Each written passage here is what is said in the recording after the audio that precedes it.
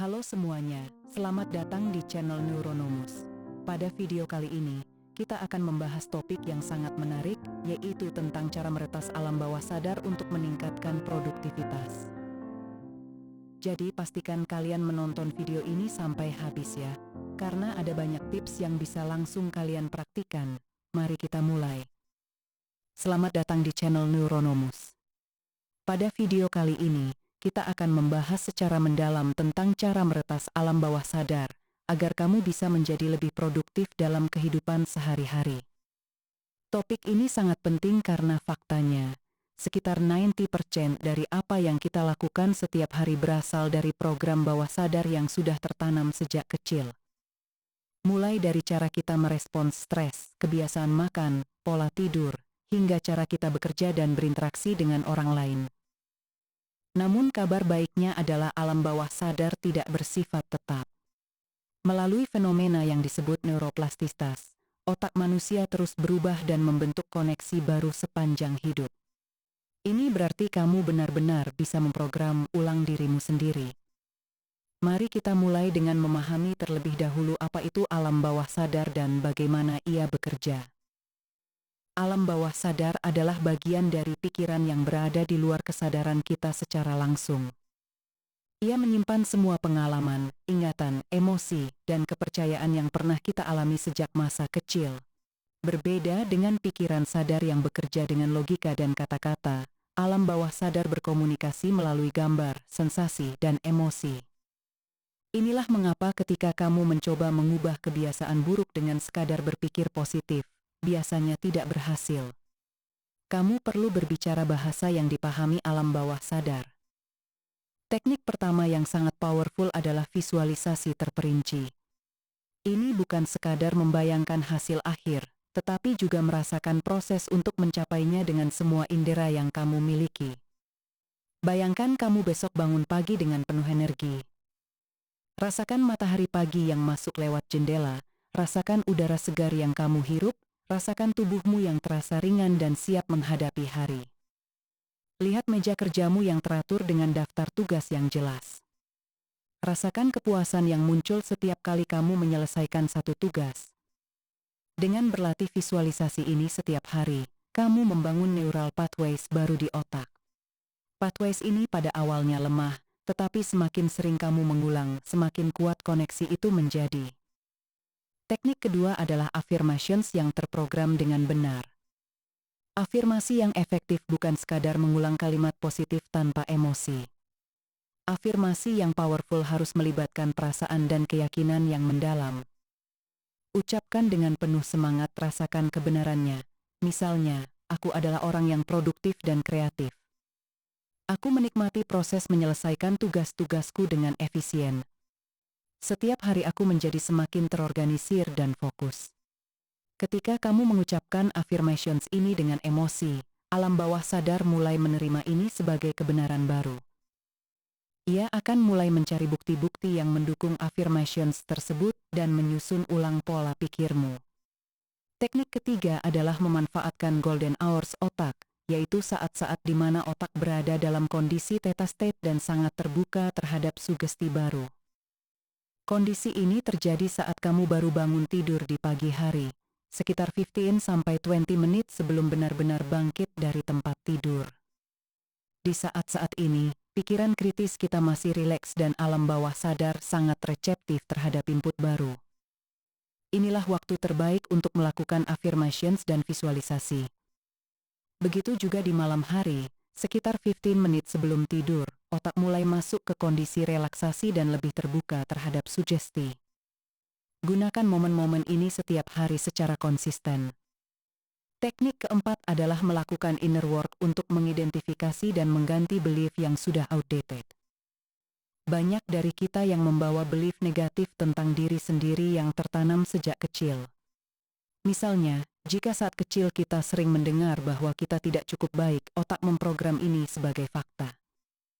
Dan ironisnya, belief ini akan menarik kita menjauh dari peluang dan membuat kita secara tidak sadar merusak diri sendiri. Untuk mengubah ini, mulailah dengan membuat daftar belief-belief yang kamu miliki tentang dirimu sendiri, khususnya tentang produktivitas dan kemampuanmu. Tanyakan pada diri sendiri, apakah belief ini masih relevan? Apakah ini memang kebenaran atau hanya suara lama dari masa kecil?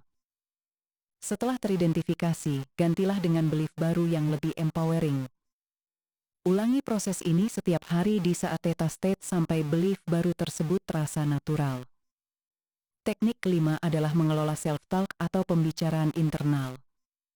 Penelitian menunjukkan bahwa manusia memiliki sekitar 60.000 hingga 70.000 thoughts per hari, dan 80% dari pikiran tersebut adalah negatif atau berulang. Jika dirimu pembicaraan internalmu dipenuhi dengan kritik dan keraguan, alam bawah sadar akan memperkuat pola ini. Ia bekerja berdasarkan apa yang kamu katakan pada dirimu sendiri, bukan berdasarkan apa yang kamu maksud. Mulailah untuk observasi dan menangkap momen ketika kamu berbicara negatif pada dirimu sendiri. Apakah kamu bilang aku tidak bisa, aku tidak mampu, atau ini terlalu sulit? Begitu kamu menyadari momen-momen ini, challenge pikiran tersebut dengan bukti-bukti yang berlawanan. Apakah benar kamu tidak mampu? Atau apakah ini hanya automatic thought yang sudah terprogram sejak lama? Dengan konsisten berlatih, kamu secara bertahap membangun pola pikir baru yang lebih positif dan mendukung produktivitas. Teknik keenam adalah gratitude practice sebelum tidur. Ini bukan sekadar mengucapkan terima kasih, tetapi secara aktif melatih otak untuk memindai dan menghargai hal-hal positif dalam hidupmu. Caranya sederhana, setiap malam sebelum tidur, tulis 3-5 hal yang kamu syukuri hari itu. Bisa jadi sesederhana nikmat makan siang yang enak, atau teman yang membantumu menyelesaikan tugas. Dengan rajin berlatih, otak secara bertahap mengalihkan default mode networknya dari mode dana menjadi mode appreciation dan contentment. Teknik ketujuh adalah implementation intentions atau niat implementasi. Ini adalah teknik yang terbukti secara ilmiah meningkatkan kemungkinan kamu mengikuti melalui rencana yang kamu buat. Daripada hanya mengatakan aku akan berolahraga besok, gunakan formula S5K. Jika besok pagi aku bangun jam 5:30, maka aku akan langsung olahraga selama 30 minutes sebelum mandi. Dengan menambahkan kondisi spesifik dan waktu yang jelas, kamu memberikan trigger yang lebih kuat kepada alam bawah sadar untuk mengikuti rencana. Teknik kedelapan adalah self-compassion atau kasih sayang pada diri sendiri. Banyak dari kita yang sangat keras pada diri sendiri ketika gagal atau membuat kesalahan.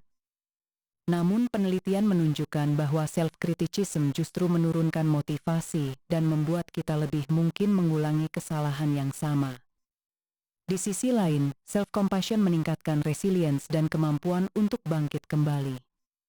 Ketika kamu membuat kesalahan, coba bicara pada dirimu sendiri seperti kamu bicara pada sahabat tercinta.